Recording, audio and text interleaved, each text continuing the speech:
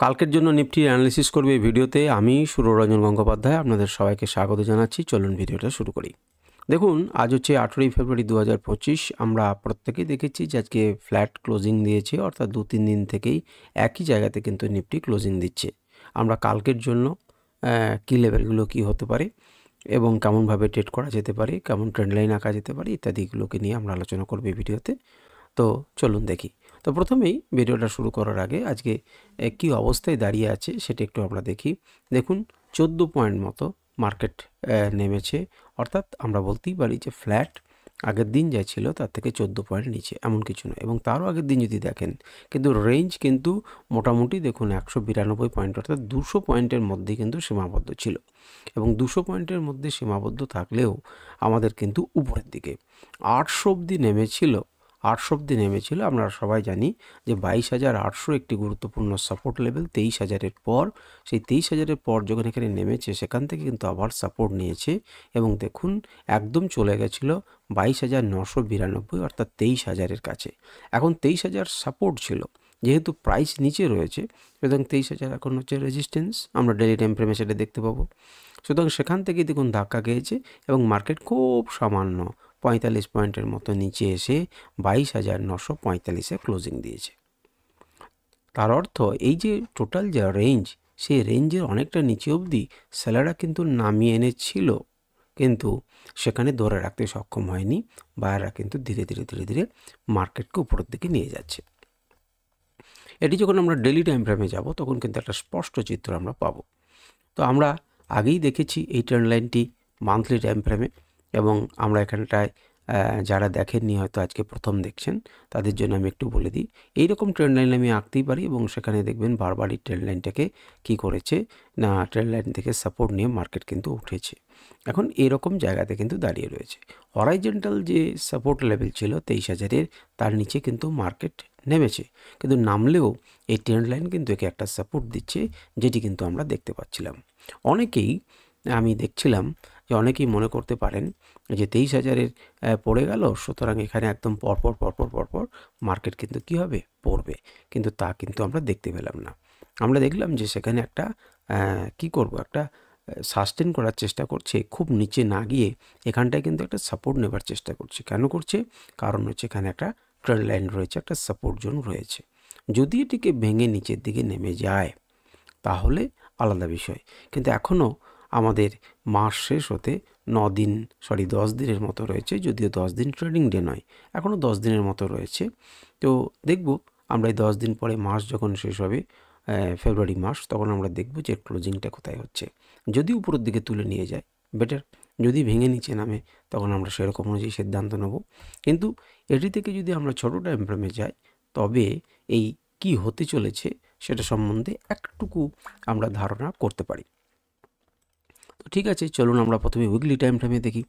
দেখুন, weekly time ফ্রেমে যদি আপনি দেখেন, তাহলে আগেই আমি বলেছি, এবং মান্থলি এবং উইকলি যেহেতু প্রত্যেক দিনই আমি অ্যানালিসিস করছি, সুতরাং আমাদের তৈরি হয়ে যাওয়া উচিত। যেখানে যে সাপোর্ট লেভেলটা ছিল সেই সাপোর্ট লেভেলটা দেখুন, সেই সাপোর্ট লেভেলটা কিন্তু নিচ্ছে ট্রেন্ড লাইন এবং যে হরাইজন্টাল সাপোর্ট জোন, সেখান থেকে কিন্তু সাপোর্ট নিয়ে মার্কেটটা উপরের দিকে দাঁড়ানোর চেষ্টা করছে। যদিও এখনও মার্কেট শেষ হচ্ছে বুধবার, বৃহস্পতিবার এবং শুক্রবার, তিনটে দিন হাতে রয়েছে। আমরা 3 দিনের মধ্যে মার্কেট কোন জায়গায় যাচ্ছে, কি ব্যবহার করছে সেটা আমরা দেখব। কিন্তু এই মুহূর্তে যদি বলতে হয় উইকলি টাইম ফ্রেমে কেমন লাগছে, সাপোর্ট নেবার চেষ্টা করছে, এক কথাতেই সেটা সম্পূর্ণ হতে পারে। ডেলি টাইম ফ্রেমে অ্যানালিসিস কিন্তু আমাদেরকে সবসময়ই করতে হবে। তো ডেলি টাইম ফ্রেমে দেখুন মার্কেট উপর থেকে নিচে নামছে, আমরা তো জানি।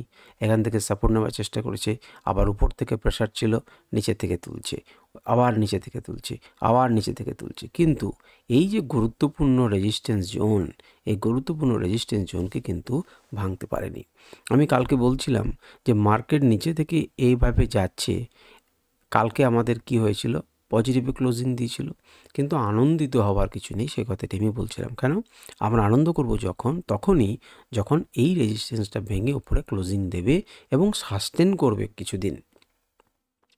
এখানে সাধারণত আমি আপনাদেরকে কি দেখাচ্ছিলাম, যে কোনো লেভেলকে যদি ভেঙে যায় তারপর যদি উপরের দিকে যায়, তাহলে এটি কিন্তু লেভেল রিটেস্টেরও কাজ হতে পারে। সুতরাং এটি গেল এবং এখানে রিটেস্ট করে আবার নিচের দিকে পড়তে পারে। কিন্তু এই ক্যান্ডেলটা দেখে কি মনে হচ্ছে, দেখুন এর ক্লোজিং ছিল এখানে খুব সামান্য নিচে ক্লোজিং দিয়েছে। যদি আমাদের এর উপরে ক্লোজিং দিত গ্রিন কালারের তাহলে খুবই ভালো লাগতো, কিন্তু সেটি দেয়নি। অর্থাৎ এখনও পর্যন্ত মার্কেট কিন্তু এই যে 4-5টা দিন ধরে ঘুরছে, এরা কিন্তু সিদ্ধান্ত নিতে পারছে না যে কী অবস্থায়। দেখুন এই বড় উইকটা দেখুন নিচের দিকে মার্কেটকে তুলে নিয়ে যাওয়ার চেষ্টা করছে, এই বড় উইকটা দেখুন উপরের দিকে মার্কেটকে ঠেলার চেষ্টা করছে, আবার ঠেলার চেষ্টা করছে, তো মার্কেটকে উপরে তোলার চেষ্টা করছে। সুতরাং এখানে একটা চরম সংঘর্ষ চলছে বড় প্লেয়ারদের মধ্যে, এবং সেটি লড়াই হচ্ছে এই 23,000 লেভেলটিকে নিয়ে।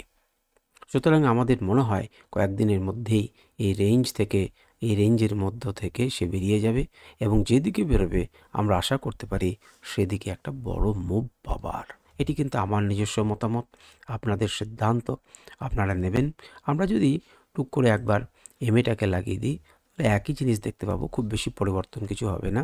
উপরে আমাদের রেজিস্ট্যান্স রয়েছে, যদি উপরে যায়ও এই 22,250 মতো 23,250 জায়গাটি কিন্তু একটি শক্তিশালী রেজিস্ট্যান্স জোন হিসেবে বিবেচিত হবে। তো চলুন ডেলি টাইম ফ্রেম তো দেখলাম, এবার আমরা 1 ঘন্টা টাইম ফ্রেমে দেখি। দেখুন 1 ঘন্টা টাইম ফ্রেমকে আমি একটু বড় করে দেখাই এবং এই ছবিটিকে অফ করে দিই, বড় করে দেখাই, এবং আপনারা দেখুন যেখানে কি করতে পারেন। আমি বলেছিলাম যেখানে আমি একটা ট্রেন লাইন রাখতে পারেন, সম্ভবত কালকে আমি সেটা নিয়ে আলোচনা করেছিলাম। আপনি যদি এখান থেকে একটি ট্রেন লাইন আঁকেন, তাহলে তো আমাকে দাগলে দিতেই হবে। যদি আপনাকে একটা ট্রেন লাইন আঁকেন তাহলে কি দেখতে পাচ্ছেন, তাহলে দেখতে পাচ্ছেন যে এটিকে ভেঙে যখন উপরের দিকে গেল, দেখুন উপরের দিকে ওঠার চেষ্টা করছে, ধাক্কা খেয়ে নিচে নামলো, আবার উপরের দিকে ওঠার চেষ্টা করলো, ধাক্কা খেয়ে নিচে নামলো, এবং তারপর কিন্তু এইভাবে উঠেছে। আচ্ছা, এই রকম যে প্যাটার্নটা, সেই প্যাটার্নটা কি আপনারা কেউ নাম জানেন? অর্থাৎ এটাকে আপনি বাঁকাভাবে দেখছেন, আপনি হয়তো সোজাভাবে দেখতে অভ্যস্ত। এইরকম প্যাটার্ন হলে সেই প্যাটার্নটার কী নাম আমাকে কমেন্ট করে জানান। এরকম প্যাটার্নের কথা কিন্তু আপনি ভাবতে পারেন এখানে। তার আগে থেকে যদি আরও ভাবেন তাহলে আরও, এটাকে ভেঙে গেল, এমন হতে পারে যে এই ট্রেন লাইনটাকে কী করলো না, এখান থেকে রিটেস্ট করলো এবং তারপর উপরে গেল। এখানেও সে ধাক্কা খেতে পারে, এখানে ধাক্কা খেয়ে সে আবার নিচে আসতে পারে, ভেঙে উপরের দিকে যেতে পারে। তো কি হবে সেটা আমরা জানি না, কিন্তু আমরা এখানে কি দেখতে পাচ্ছি যে একটা ট্রেন লাইনে সে সাপোর্ট নেবার চেষ্টা করছে। আর যদি আমরা হরাইজন্টাল লাইনের সাপেক্ষে বিচার করি এবং শেষ আজকের ক্যান্ডেলগুলোর কথা বিচার করি, তাহলে আপনি কি দেখবেন? দেখবেন এটি হচ্ছে 2 দিন আগে, অর্থাৎ 14 তারিখের ক্লোজিং দিয়েছিল এখানে, এটি 17 তারিখের ক্লোজিং দিয়েছে এই ক্যান্ডেলে, আর এটি 18 তারিখের ক্লোজিং দিয়েছে এই ক্যান্ডেলে। আপনারা দেখুন যে রেঞ্জটা কিন্তু একই রেঞ্জে, এবং এই রেঞ্জটাকে কিন্তু বেরোতে দিচ্ছে না। এই রেঞ্জের উপরে উঠেছিল কিন্তু মার্কেটকে দেখুন নামিয়ে দিল, আবার এই রেঞ্জে গেল কিন্তু মার্কেট এখানে দাঁড়িয়ে রয়েছে। এখন যদি এখান থেকে একটি বড় শক্তি প্রয়োগ হয় উপরের দিকে বা নিচের দিকে, তাহলে কিন্তু মার্কেট পড়বে, কিন্তু নচেত এই যে রেঞ্জটা আপনি দেখছেন, এই রেঞ্জটা মার্কেটের জন্য গুরুত্বপূর্ণ। এই 23,000-এর বানটা যদি ভেঙে যায় তাহলে 23,100-তে কিন্তু সে একটা রেজিস্ট্যান্স পাবে আওয়ারলি টাইম ফ্রেমে। কিন্তু আমরা বলতেই পারি যে মার্কেট কিন্তু ধীরে ধীরে তোলার চেষ্টা করছে। দেখুন এখানে যেমন দ্রুত তুলে নিয়ে গেছিলো, পড়ে গেছে, এখানে কিন্তু ধীরে ধীরে ধীরে ধীরে মার্কেটকে তুলেছে, আবার ফেলেছে, মার্কেট কিন্তু ধীরে ধীরে ধীরে ধীরে তুলেছে, এবং শেষ মুহূর্তে একটা নিচের দিকের নেগেটিভ টোন আমরা দেখেছি। সুতরাং আমাদের কাছে ইমিডিয়েট যদি রেজিস্ট্যান্স কিছু বলতে হয় আওয়ারলি টাইম ফ্রেমে, তাহলে আমরা এইভাবে আঁকতে পারি, এটা আমাদের ইমিডিয়েট রেজিস্ট্যান্স, এবং এটিকে যদি আপনি দেখেন তাহলে কেমন ধরনের একটা প্যাটার্ন তৈরি হয়েছে আপনারা বলতে পারেন, বা আপনারা যদি এইভাবে আঁকতে অভ্যস্ত তাহলে এইভাবে দেখুন কীরকম ধরনের একটা প্যাটার্ন তৈরি হচ্ছে। ঠিক আছে, সুতরাং আমরা দেখব যে আমাদের কাজ করবে কি করবে না, অর্থাৎ কোন জায়গাতে কাল ওপেন হচ্ছে এবং রেজিস্ট্যান্সগুলো আপনারা দেখছেন। আমরা যদি একটু বড় করে দেখি তাহলে এখান থেকে ট্রেন লাইন আঁকা যায়, সেটা আমি আপনাদেরকে দেখালাম। এবারে 15 মিনিট টাইম ফ্রেমে, 15 মিনিট টাইম ফ্রেমে প্রথমে কি হলো একটুখানি দেখুন। আচ্ছা, যারা 15 মিনিটে কালকের বিশ্লেষণ দেখেছিলেন তারা জানেন যে আমাদের মার্কেট ধীরে ধীরে ধীরে ধীরে এই জায়গাটাতে শেষ করেছিল। দেখুন এখানে একটি রেজিস্ট্যান্স জোন আছে, সুতরাং সেই রেজিস্ট্যান্স জোন থেকে কিন্তু মার্কেট পড়লো, আবার চেষ্টা করলো, রিটেস্টের মতো হলো।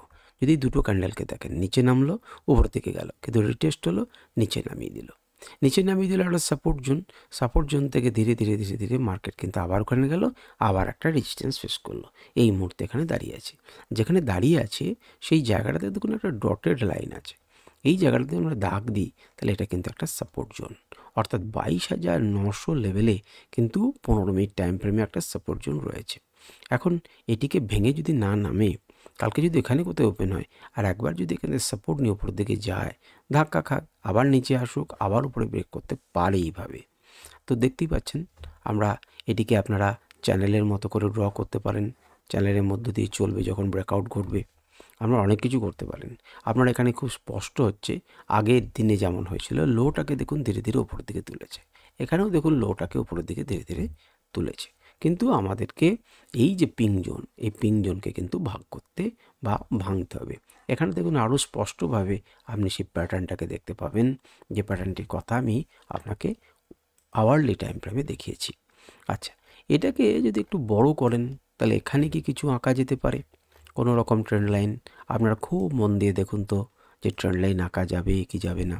আমরা যদি এই অঞ্চল থেকে ধরি, এই অঞ্চল, এটা ম্যাগনেট অন আছে সেই জন্য এমন হচ্ছে। আমরা যদি এই অঞ্চলটাকে নিই এবং এইভাবে আমরা আঁকি একটা, তাহলে কি পাবো দেখুন। তাহলে দেখব যে এইটাকে ভেঙে যাওয়ার পর, এটাকে ভেঙে যাওয়ার পর এখানে হয়েছে। আপনি যদি এই দুটোকে না নিতে চান, আপনি যদি আরও কাছে কাউকে নেন, তাহলে কাছে নিলে কেমন হবে? কাছে নিলে দেখুন এরকম একটা ঘটনা ঘটছে। তাহলে সেটাকেও আপনি আরও ছোট জায়গাতে আপনি ভাবতে পারেন, সেখানে কেমন মনে হচ্ছে না মার্কেট উপরের দিকে তুলে নিয়ে গেল এবং এখানে রিটেস্ট করছে, এই মুহূর্তে দাঁড়িয়ে রয়েছে। এখন কাল এখানে ওপেন হচ্ছে, এখানে ওপেন হচ্ছে, এখানে ওপেন হচ্ছে, এখানে ওপেন হচ্ছে, তার সাপেক্ষে মার্কেট হবে। অনেকেই প্রশ্ন করেন যে স্যার কালকে সি কিনবো না বি কিনবো।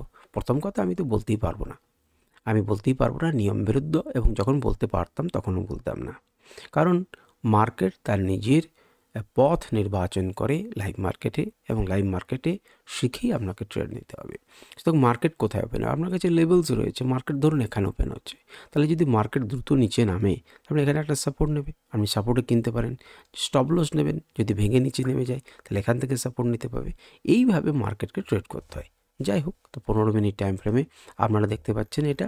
এবং আমরা যদি মুভিং অ্যাভারেজকে টক্কর একবার লাগিয়ে দিই তাহলে দেখতে পাবো যে মুভিং অ্যাভারেজ দেখুন যেখানে কি জটিল জায়গা তৈরি করেছে, অর্থাৎ এখানে যে একটা সাপোর্ট রেঞ্জ তৈরি করেছে এ নিয়ে কোনো সন্দেহ নেই। এই সাপোর্ট থেকে কিন্তু মার্কেট ধীরে ধীরে ধীরে ধীরে ওঠার চেষ্টা করছে। এখন আমাদের সামনে কিন্তু কি লেভেল আছে? কেবলমাত্র 200 লেভেল, 23,000, এখানে 110 বা 100 টাইপের। এটি একটি আমাদের রেজিস্ট্যান্স জোন, অর্থাৎ এটিকে যদি ভেঙে উপর দিকে যায়ও এখানে গিয়ে একটা ধাক্কা খাবে, এবং এখানে যদি ভেঙে যদি দিতে পারে তাহলে আরও উপরের দিকে যাবে। এই হচ্ছে 15 মিনিট টাইম ফ্রেমে আমাদের আলোচনা। 5 মিনিট টাইম ফ্রেমে যদিও একই রকম, তবুও একটুকু আপনারা দেখে নিন। এখানেও কিন্তু আপনি একটা সুন্দর কি আঁকতে পারেন, একটা ট্রেল লাইন আঁকতে পারেন। অনেক আগে থেকে আঁকতে পারেন। কোন জায়গা থেকে? তখন এখান থেকে আপনি কিন্তু একটা ট্রেল লাইন আঁকতে পারেন। দেখুন আপনি পারেন কি পারেন না? সুন্দরভাবে পারেন। আপনারা সেইভাবে কিন্তু আঁকার চেষ্টা করবেন। তাহলে মার্কেট এখানে ধাক্কা খেয়ে নিচে নেমেছে। এখন যদি মার্কেট একটুখানি উপরে ধীরে ধীরে ওঠে তাহলে তখন আপনি এই ভিউটাকে জড়ো করতে পারেন এর জন্য। তার আগে এখানে একটা রেজিস্ট্যান্স আছে, এখানে একটা রেজিস্ট্যান্স আছে, এইগুলো কিন্তু প্লে করতে হবে। তো যাই হোক, এই হচ্ছে আমাদের 5 মিনিটের টাইম ফ্রেম, এই হচ্ছে টোটাল আলোচনা। আশা করি আপনার এই আলোচনা ভালো লেগেছে। যদি কোনো মন্তব্য থাকে, কোনো যদি সাজেশন থাকে আপনারা করতে পারেন। নমস্কার, ধন্যবাদ।